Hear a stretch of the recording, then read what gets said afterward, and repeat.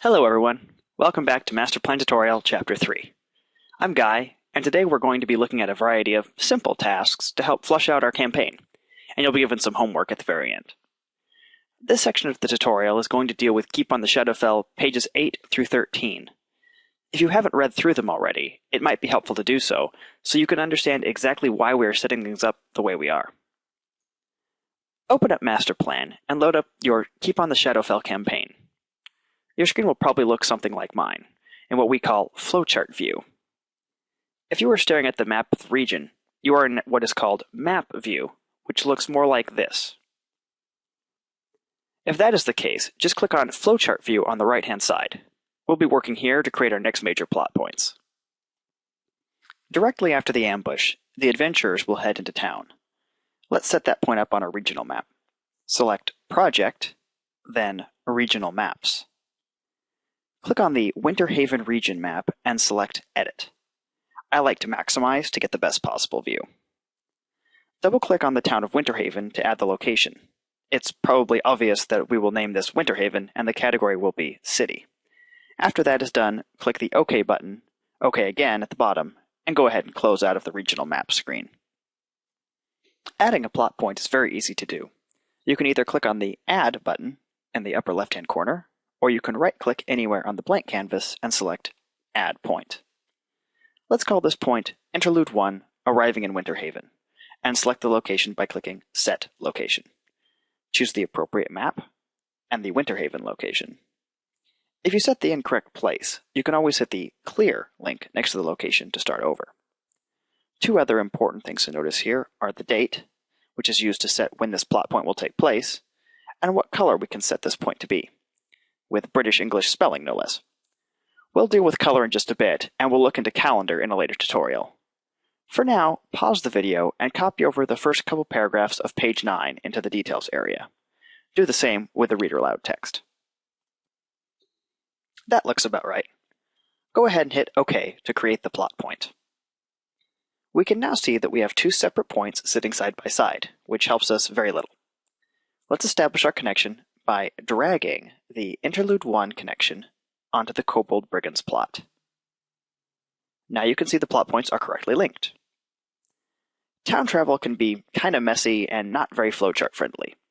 It also has quite a few areas to cover and connect, which will really wreak havoc with our main storyline.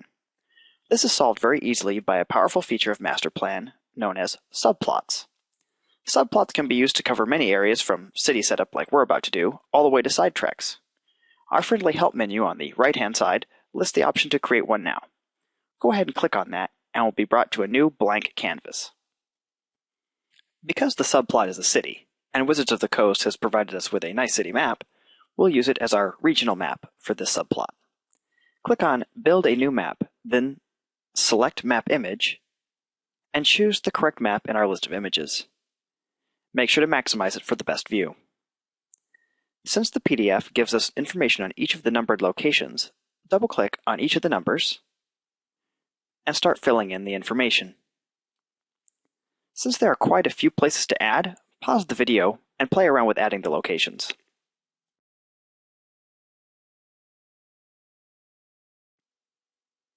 Now all of my locations have been added. Let's make sure that we name this map. Since we already have a Winter Haven region, I'm going to call this one Winter Haven Village. You've probably already noticed that my circles are slightly off from the numbers. I do this intentionally because I like to see the numbers, and the circles are a bit too small and obscure my view. I generally like to keep my locations near the actual numbers, but position them closer to the entrance of the building in question. If you would like to change your location positions, all you have to do is drag the circle to a new spot. Since we are done with our regional map, click on the OK buttons until we get back to our map view. This section of the tutorial gets a little tedious. The first thing we'll need to do is fill in a plot point for each of these locations. Click on the location marker, then click on Create a Plot Point Here, using the quick menu. No read-aloud text is provided for descriptions of the buildings, so you can either leave that part blank and wing it during your actual session, or make one up based on the descriptions in the PDF. I want you to fill in all of these locations, but some areas I want you to change slightly. There's a lot of information regarding Rafton's Inn, but only copy down the first 3 paragraphs. You can include a section that has who might be in attendance here, but leave the rest off for now. Pause the video, fill in the locations, and have yourself a little snack. I'll see you in a few minutes. Okay, that wasn't too bad. We are now ready for our next tab in Masterplan, the encyclopedia. The reason I had you hold off on entering anything related to people is because we are going to put them in our encyclopedia. This is where we can store all of our notes on the who, what, and where in our campaign. There's even a search function for when your encyclopedia gets a bit hard to manage. Let's add information about Savannah Rafton together. Click on the Add button in the upper left. We can see from this new window that we have a Public and Dungeon Master section. Public information is very basic information that you don't mind your players knowing. DM information is meant only for you. This kind of information will be very useful when filling in text about Ninaran. I'm a big fan of templates when it comes to encyclopedia entries. I'll fill this information in so you can see what I mean. Basically, I've listed the important information that will be helpful to know in bold. I've made up the age because it's not listed, but I can theoretically see a player asking me about this. She doesn't have any DM information at this time, and no links yet. Fill in her name at the top, and set the category to People, then click OK.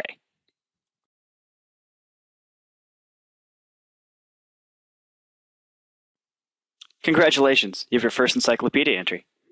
You can also take note that Masterplan will group entries by category, and that Savannah is listed under People. Now when we try to add a new entry, we have a listing under the Links tab. This is very helpful in linking people to places, groups, or other people they are acquainted with. It's your turn to fill in the rest of the people in Winterhaven, and, as a bonus, fill in an entry on the town itself and link it to your people.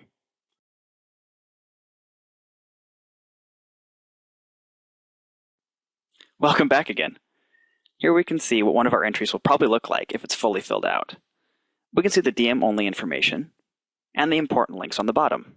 Even better, those are hyperlinks that will take you right to the encyclopedia entry regarding that subject. On page 11 in the PDF, it covers quite a bit on what questions the players may ask and what answers certain people can provide. There are a few different ways to do this in Masterplan, and one of them could be by putting that information in the encyclopedia entry directly for each person. The other way involves setting up new plot points for these characters. Go back to the plot workspace, and then switch to flowchart view. Here we can see all of our nice little plot points that we created while we were on map view. We're going to create a new plot point and title this one Lord Padrig. Because Lord Padrig has several possible responses, I'm going to list them all in the details space. Also, on page 12, Lord Padrig offers a small quest for adventurers. I want to make sure to document that. Click on the Game Element tab, then choose Add a Quest. We'll call this a minor quest, and Masterplan puts in the experience point award for us. Keep on the Shadowfell doesn't actually give experience for this quest, and you can correct that by adding negative experience in the additional XP granted area. But because I think they should get some experience, I'm going to leave it as is. The next step is going to be connecting this plot point to the locations where Lord Padrig might be. Let's drag this plot point onto both the Manor House and Rafton's Inn. Excellent connections. I'll let you fill in all the other questions at your leisure, but the last thing I want to show you is actually not in the subplot. At the bottom of the screen, we can see where we are in location to plots and subplots. The first part is a hyperlink back to the main plot area. Go ahead and click on that. Masterplan has done us a little bit of a favor by putting a border around our interlude, indicating that this is a subplot. I want to make this more bold. Double-click on the interlude to begin editing. We can see that, because of its connection to the Kobold Brigands, it shows how much experience the player should have at this point. Next to that is the color selector I showed you earlier. There are a few options we can pick, and I'm going to choose green. This will help me remember that there is something special about this plot point. If I keep all of my subplots the same color, I'll be able to associate it very quickly. Looks like we're out of material to cover for the day. Things are progressing very quickly in Masterplan, and you should be able to cover everything up to Interlude 2. In fact, that is going to be your homework. Join me next time, and we will continue to explore all that is Masterplan. Good night, and have a pleasant tomorrow.